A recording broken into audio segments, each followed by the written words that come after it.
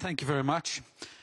I'm not so sure that politicians can be measured on their contribution to mankind, as you just said. But they certainly can hold accountable for doing what's necessary, and necessary maybe right now.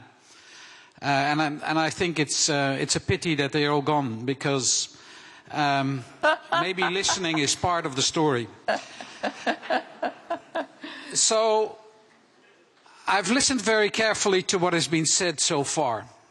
And to be honest, what could you expect if people come 2 days to a session to talk about innovation? Guess what? Everybody says innovation is a great thing. And we spent 80 billion on it, and it's a great thing to spend 80 billion. So let me spoil the party a little bit. I don't think we should spend 80 billion. We have no plan. We don't know what we do with it.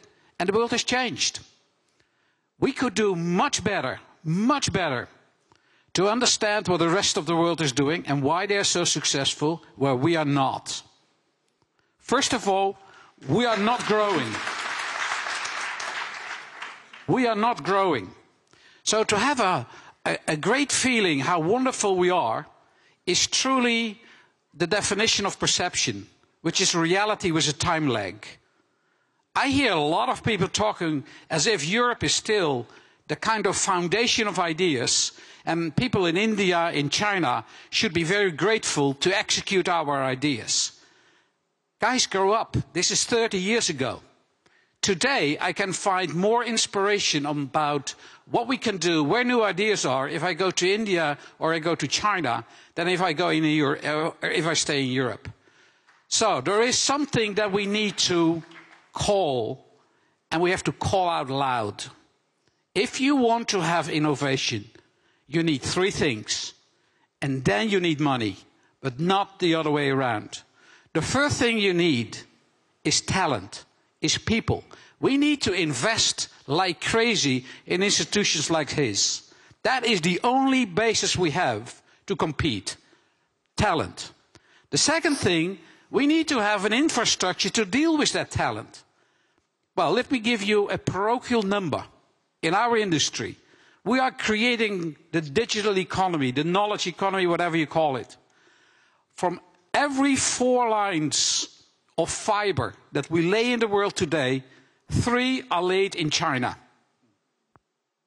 Out of every 4, 3 are laid in China. So far for infrastructure.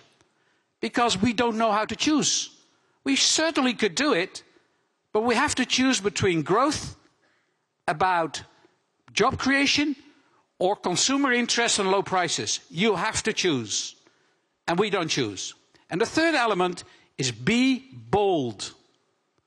We all go to Durban. I can tell you, if you want to have a frustration experience, go to Durban. We know that green is the same as ICT was, as the internet was 20 years ago.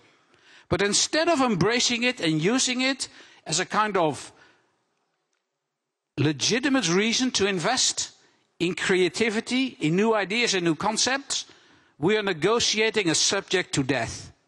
And the outcome is that everybody who's go to Durban already knows that we'll go there for the next level of disappointment.